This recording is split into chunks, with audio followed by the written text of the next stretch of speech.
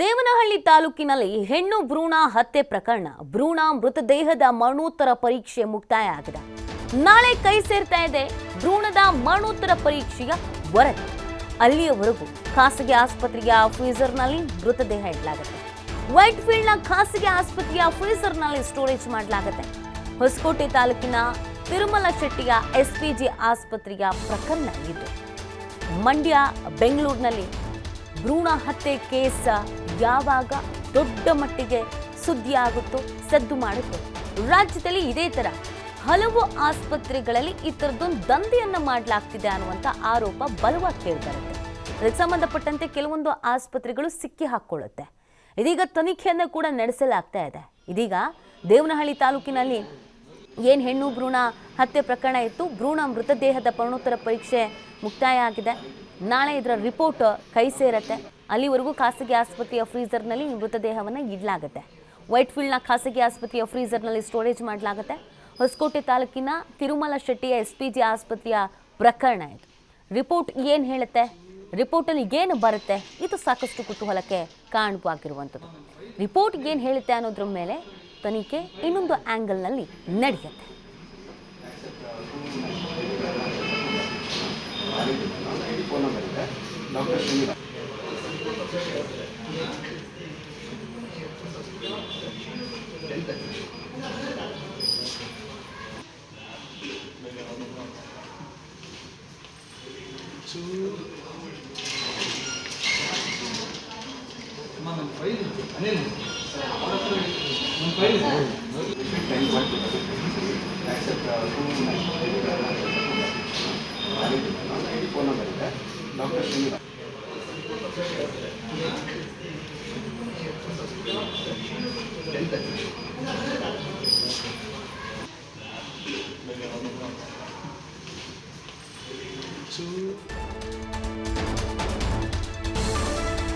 ಭ್ರೂಣ ಪತ್ತೆಯಾದ ಎಸ್ಪಿಜಿ ಆಸ್ಪತ್ರೆಗೆ ಪೊಲೀಸರು ಭೇಟಿ ನೀಡಿದ್ದಾರೆ.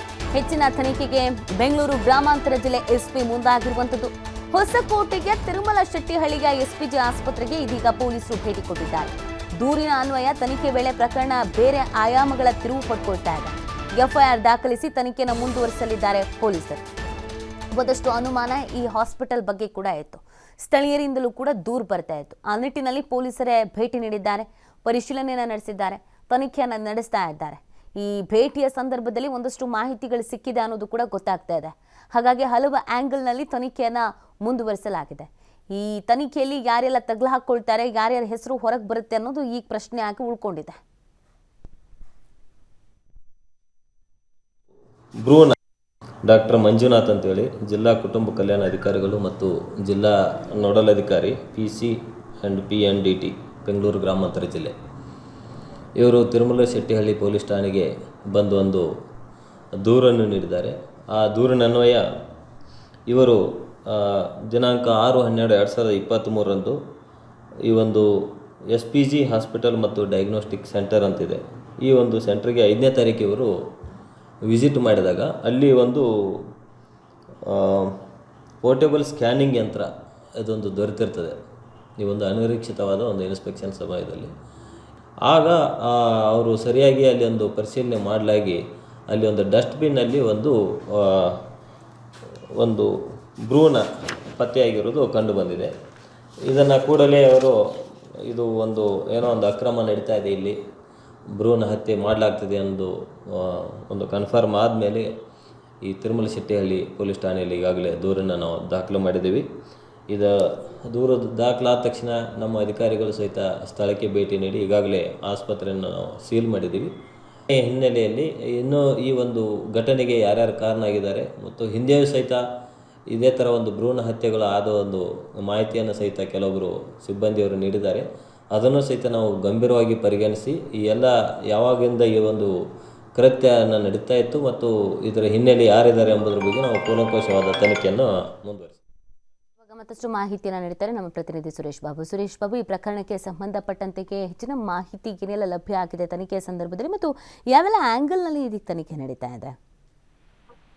ನೀತಿ ರಾಜ್ಯಾದ್ಯಂತ ಈ ಪ್ರಕರಣ ದೊಡ್ಡ ಮಟ್ಟದಲ್ಲಿ ಸದ್ದು ಮಾಡ್ತಾ ಇದೆ. ಮಂಡ್ಯದಲ್ಲಿ ಆಗಿರ್ತಕ್ಕಂಥ ಭ್ರೂಣ ಹತ್ಯೆಯ ಏನು ಸರಣಿ ಸುಮಾರು 2-3 ವರ್ಷಗಳಿಂದ ಆಗಿರ್ತಕ್ಕಂಥದ್ದು ಜನರನ್ನ ಬೆಚ್ಚಿ ಬೀಳಿಸಿತ್ತು. ಇದೀಗ ಈ ನಿಟ್ಟಿನಲ್ಲಿ ಎಲ್ಲಾ ಜಿಲ್ಲಾ ಆರೋಗ್ಯಾಧಿಕಾರಿಗಳು ಮತ್ತು ಹೆಲ್ತ್ ಡಿಪಾರ್ಟ್ಮೆಂಟ್ ಪೊಲೀಸರ ನೆರವಿನೊಂದಿಗೆ ಎಲ್ಲಾ ಕಡೆ ತಪಾಸಣೆ ಮಾಡಲಾಗಿ 3 ದಿನಗಳ ಹಿಂದೆ ತಿರುಮಶೆಟ್ಟಹಳ್ಳಿ ಪೊಲೀಸ್ ಠಾಣೆ ಅಂದ್ರೆ ಹೊಸಕೋಟೆ ತಾಲೂಕು ತಿರುಮಶೆಟ್ಟಹಳ್ಳಿ ಪೊಲೀಸ್ ಠಾಣೆಯ SPG ಆಸ್ಪತ್ರೆಯಲ್ಲಿ ತಪಾಸಣೆ ಮಾಡೋ ಸಂದರ್ಭದಲ್ಲಿ ಈ ತರ ಭ್ರೂಣ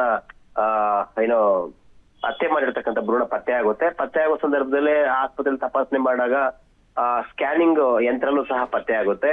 ಅಲ್ಲಿ ಲ್ಯಾಬ್ ಅಲ್ಲಿ ಒಂದು ಲ್ಯಾಬ್ ಮಾತ್ರ ಅವಕಾಶ ಇದ್ದು ಮತ್ತೊಂದು ಲ್ಯಾಬ್ಗೆ ಅವಕಾಶ ಇರಲ್ಲ. 2ನೇ ಲ್ಯಾಬ್ ಮತ್ತು ಇಲ್ಲಿ ಯಾಕೆ ಯಂತ್ರನ ಅಳವಡಿಸಿದಿರಿ, ಅದಕ್ಕೆ ಸಂಬಂಧಪಟ್ಟ ದಾಖಲೆಗಳು ಕೊಡಿ ಮತ್ತು ಏನೆಲ್ಲ ಸ್ಕ್ಯಾನಿಂಗ್ ಆಗಿದೆ ಅದ್ರ ಬಗ್ಗೆ ಮಾಹಿತಿ ಕೊಡಿ, ಎಂಟ್ರಿ ಬುಕ್ ತೋರಿಸಿ ಅಂತೆಲ್ಲ ಕೇಳಿದಾಗ ಅವರು ಅನುಮಾನಾಸ್ಪದವಾಗಿ ಓಡಾಟ ಮಾಡೋದು ಮತ್ತು ಈ ವೈದ್ಯಾಧಿಕಾರಿಗಳ ತಂಡ ಆಸ್ಪತ್ರೆಗೆ ಭೇಟಿ ಕೊಡ್ತಾ ಇದೆ ಅಂತ ಗೊತ್ತಾಗ್ಲೇ ಆ SPG ಆಸ್ಪತ್ರೆಯ ಮಾಲೀಕ ಮತ್ತು ಡಾಕ್ಟರ್ ಆಗಿರ್ತಕ್ಕಂಥ ಶ್ರೀನಿವಾಸು ಅಲ್ಲಿಂದ ಎಸ್ಕೇಪ್ ಆಗಿರ್ತಾನೆ. ಆ ಸಂದರ್ಭದಲ್ಲಿ ಏನೆಲ್ಲ ಅಲ್ಲಿ ಅಕ್ರಮ ಸಾಬೀತುಪಡಿಸ್ತಕ್ಕಂಥ ಸಾಕ್ಷ್ಯಾಧಾರಗಳು ಲಭ್ಯ ಆಗ್ತಾವ ಅವುಗಳನ್ನೆಲ್ಲ ವಶಕ್ಕೆ ಪಡ್ಕೊಳ್ತಾರೆ.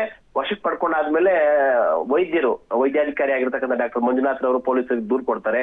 ದೂರಿನ ಅನ್ವಯ ನಿನ್ನೆ FIR ದಾಖಲಾಗಿ ಪೊಲೀಸರು ಘಟನಾ ಸ್ಥಳಕ್ಕೆ ಭೇಟಿ ಕೊಟ್ಟು ಆಮೇಲೆ FIR ದಾಖಲಾದ ನಂತರ ಏನೆಲ್ಲ ಪ್ರೊಸೆಸ್ ಮುಂದುವರಿಸಬೇಕು ಆ ಎಲ್ಲ ಆಯಾಮಗಳಲ್ಲಿ ಪರಿಶೀಲನೆ ಮಾಡಲಾಗಿ 5 ಜನರ ಸಿಬ್ಬಂದಿಯನ್ನ ನರ್ಸು ಸೇರಿದಂತೆ ಅಲ್ಲಿ ಏನ್ ಕೆಲಸ ಮಾಡ್ತಾ ಇರ್ತಾರೆ ಆ ಸಿಬ್ಬಂದಿಯನ್ನ ಕರ್ಕೊಂಡ್ಬಂದು ಅವರನ್ನು ಸಹ ವಿಚಾರಣೆ ಮಾಡಿ ಅವರ ಹೇಳಿಕೆಯನ್ನ ದಾಖಲು ಮಾಡ್ಕೊಳ್ತಕ್ಕಂಥದ್ದು ಮತ್ತು ಯಾವಾಗ ಈ ಭ್ರೂಣ ಹತ್ಯೆ ಪ್ರಕರಣ ದೊಡ್ಡ ಮಟ್ಟದಲ್ಲಿ ಪ್ರಚಾರ ಆಗುತ್ತೋ ನಂತರದಲ್ಲಿ SP ಮಲ್ಲಿಕಾರ್ಜುನ ಬಾಲದಂಡಿ ಬೆಂಗಳೂರು ಗ್ರಾಮಾಂತರ ಅವರು ಸಹ ಆಸ್ಪತ್ರೆಗೆ ಭೇಟಿ ಕೊಡ್ತಾರೆ. ಭೇಟಿ ಕೊಟ್ಟು ಈ ಸಂದರ್ಭದಲ್ಲಿ ಬೆಂಗಳೂರು ಗ್ರಾಮಾಂತರ ಜಿಲ್ಲಾಧಿಕಾರಿ ರವಿಶಂಕರ್ ಅವರು ಅವರು ಸಹ ಮಾತನಾಡಿ N ಶಿವಶಂಕರ್ ಅವರು ಸಹ ಈ ಪ್ರಕರಣ ನಾವು ಗಂಭೀರವಾಗಿ ಪರಿಗಣಿಸಿದೀವಿ, ಏನ್ ಕ್ರಮ ಜರುಗಿಸಬೇಕು ಆ ನಿಟ್ಟಿನಲ್ಲಿ ನಾವು ಮುಂದಾಗ್ತೀವಿ ಅಂತಕ್ಕಂಥ ಮಾತು ಹೇಳಿರ್ತಕ್ಕಂಥದ್ದು. ಜೊತೆಗೆ ಏನು ಪತ್ತೆ ಆಗಿರ್ತಕ್ಕಂಥ ಭ್ರೂಣ ಅಂದ್ರೆ ಹೆಣ್ಣು ಮಗುವಿನ ಶವದ ಭ್ರೂಣವನ್ನ ಸಹ ಪೋಸ್ಟ್ ಮಾರ್ಟಮ್ ಮಾಡ್ತಕ್ಕಂಥ ಕೆಲಸನೂ ಸಹ ಆಗಿರ್ತಕ್ಕಂಥದ್ದು. ಪೋಸ್ಟ್ ಮಾರ್ಟಮ್ ಮುಗಿಸಿ ಆ ವರದಿಗಾಗಿ ಈಗ ಪೊಲೀಸ್ ಇಲಾಖೆ ಕಾಯ್ತಾ ಇದೆ.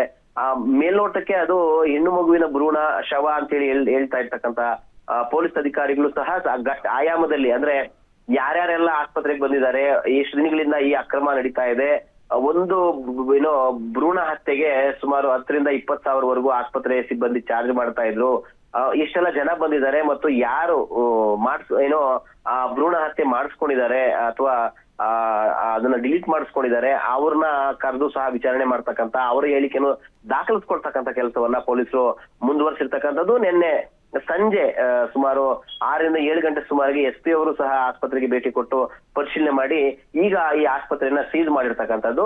ಈ ಅಕ್ರಮಗಳು ಅನೇಕ ವರ್ಷಗಳಿಂದ ರಾಜ್ಯಾದ್ಯಂತ ನಡೀತಾ ಇದ್ರು ಸಹ ಈ ಮಕ್ಕಳು ಕುಟುಂಬದಲ್ಲಿ ಹೆಣ್ಮಕ್ಳ ಸಂಖ್ಯೆ ಜಾಸ್ತಿ ಆಗ್ತಾ ಇದೆ, ನಮ್ಮಲ್ಲಿ ಮನೇಲಿ 2 ಮಕ್ಳಿದ್ದಾರೆ, ಮತ್ತೊಂದು ಮಗು ಗಂಡು ಮಗು ಆಗ್ಬೇಕು ಅಂತ ಆಸೆಗೆ ಬೀಳ್ತಕ್ಕಂಥ ಅಥವಾ ಗಂಡು ಮಗು ಮೇಲೆ ವ್ಯಾಮೋಹ ಇಟ್ಕೊಂಡಿರ್ತಕ್ಕಂಥವ್ರು ಈ ಭ್ರೂಣ ಹತ್ಯೆಗೆ ಮುಂದಾಗ್ತಕ್ಕಂಥದ್ದು. ಭ್ರೂಣ ಹತ್ಯೆ ಕಾನೂನು ಪ್ರಕಾರ ಅಪರಾಧ, ಯಾವ ಕಾರಣಕ್ಕೂ ಮಾಡಬಾರ್ದು. ಅದನ್ನ ಪತ್ತೆ ಗರ್ಭದಲ್ಲಿರ್ತಕ್ಕಂಥ ಮಗು ಅದು ಗಂಡು ಮಗು ಹೆಣ್ಮಗು ಅನ್ನೋದನ್ನ ಪತ್ತೆನೆ ಮಾಡಬಾರ್ದು ಅಂತ ಹೇಳಿ ಕಾನೂನಿದೆ. ಆದ್ರೂ ಸಹ ಜನ ಈ ದೃಷ್ಟಿಕೋನದಲ್ಲಿ ನೋಡ್ಬೇಕು. ಈಗ ಗಂಡು ಮತ್ತು ಹೆಣ್ಣಿನ ಅನುಪಾತ ಈ 100 ಜನ ಗಂಡಸರಿಗೆ 100 ಜನ ಹೆಣ್ಮಕ್ಳಿದಾರ ಅನ್ನೋದು ಅನುಪಾತ ನೋಡಿದಾಗ್ಲೂ ಸಹ ಹೆಣ್ಮಕ್ಳ ಸಂಖ್ಯೆ ದಿನೇ ದಿನೇ ಕ್ಷೀಣಿಸ್ತಾ ಇದೆ.